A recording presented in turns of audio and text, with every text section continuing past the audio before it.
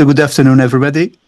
I'm Peter Morvay, editor of the HETEC magazine and YouTube channel. And today's guest via the Zoom link from Slovakia, from Poznan, Member of Parliament, Marek. Thank you for accepting our invitation. Well, thank you very much for this opportunity to share with you what I have experienced in last days. Okay, so the issue that I wanted to ask you about, of course, this is not the first time that you are talking to our newspaper. Maybe some of our viewers remember that 5 years ago, I had the chance to make an interview with you. It was during the COVID crisis, and at that time, you became the Minister of Health in Slovakia. That was a very difficult time. So that was the last time we spoke to each other. But the opportunity now is that a few weeks ago, the Slovakian parliament voted on the change of the constitution.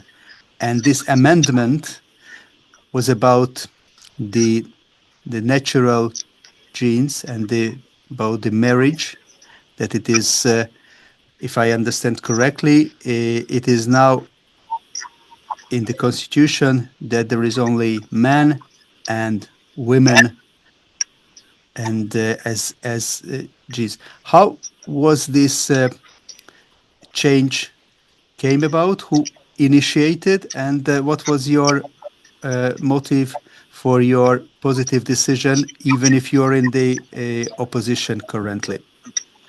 Where to start? This constitution was originally prepared by Christian democratic movement in our country, and they try to cooperate with governor party Smer of Robert Fico. But of course, when they put it to the parliament, they didn't vote for it. So the Fico government took the initiative and decided to initiate these constitutional changes from the government point of view. And first time it was with several mistakes. There was not all done as we thought should be, but then through the process, thanks to Christian democratic movement in our country and other Christians, Christian Union, so other Christians politicians, we changed the proposal of a government to the state where it is now. And after this, it was really good way how to protect our country from progressivism, which is in a rise, not in just Western Europe, but is going to our country as well. And probably after next election, maybe the Progressive Party, which is now the winning opposition party, could win the election, and our country could go to totally different direction as it was in present days. So this was something I consider very important, and it was not just about men and women, which must be biologically date. So in other words, the scientist must prove who is he is man or the woman. But there are also other things which are very important to protect, especially our kids. For example, there is protection that every parents must know what are they going to teach his kids, his children in the school regarding the terms of sexuality or intimacy. So after this constitution, now as a parents, I'm very happy about it, but I will know what they will bring to my kid in these terms. And of course, I can decide if I want my kids to be present there or not. And of course, there is also forbidden of surrogacy, which is, I think, the very evil way of slavery of women. And of course, this product problem kids as well, because those kids are refused even in the womb of the mother or after it. So these kids has really big problems, and this is something modern society is now facing. So I'm very happy we put it to the constitutional protection that this will not happen in our country. And of course there is also a great thing that our children, if they will need to be adopted, they can be adopted just by the marriage couple, which is, I think, fantastic, because his future mother and father, they also did marriage, marriage, how to say, marriage, marital sign that they will live forever together. So for the kid is the best way, if these people are really taking care of him, that they really, before the other people say yes to each other, so they will go through difficulties until they're dead. So this is, I think, very great things. And of course there are some also things that it can be also in other way if it is in the favor of the kid, and then judge must say it. So now our kids are really protected, and we would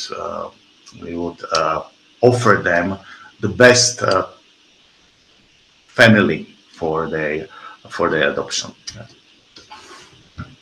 The vote was very exciting. As far as I know, it was only it depended on only one vote, and it was you and another member of your party who voted from the opposition, besides the Christian Democrats, voted for the change of the constitution. It was a decision. Was it an easy decision for you to vote on the government's proposal from the opposition? How did you make this decision? Yeah, we in our movement, or in political party I'm part of, we have decided in the beginning, when the proposal in National Council of Slovak Republic was from the Smer, just from the Smer. So we said our condition would be that Christian Democrats must change it, put it to the National Council, and then let Smer and other government parties join this initiative. And this was our condition to support it, and we agreed about this. But before the final voting in National Council, I started to be clear that this will never happen. And not just this, but also I know that Robert Fico, because of present coalition, he really offered all the votes of the coalition to gain 90 votes of our National Council out of the 150, because if we want to proceed constitutional changes, must be 2/3, so 90 out of 250. And what I know that there are the MPs, especially from Hlas, Many of them are liberals, and normally they would not vote for this proposal of constitution. So this was something really, I think, historic, that we could have 90 votes for this change. And this was very strong for me, just to say, let's try it next time with some other constitution, because I don't think this situation would happen in the future. And that was the reason I changed my mind just before the way how we were going to vote. I did it because I knew that the values in an amendment of constitution was we were in favor of them, all our party. There was just this decision how to get them, and I start to be persuaded that the decision of our party that we would wait and not vote now for it was not good. That this would probably, we would lose the opportunity for this historic change of the constitution. So I take my personal vote and my colleague, and after we decided, we put two votes they needed, so it passed in our parliament. And of course, this was then taken as bad behavior in our political party, and they wanted to kick us out, that we didn't vote how we have agreed before. But another fact is that we did announce them before that we are going to change our voting, but it was just too short time before it, and they were a little bit sad about it.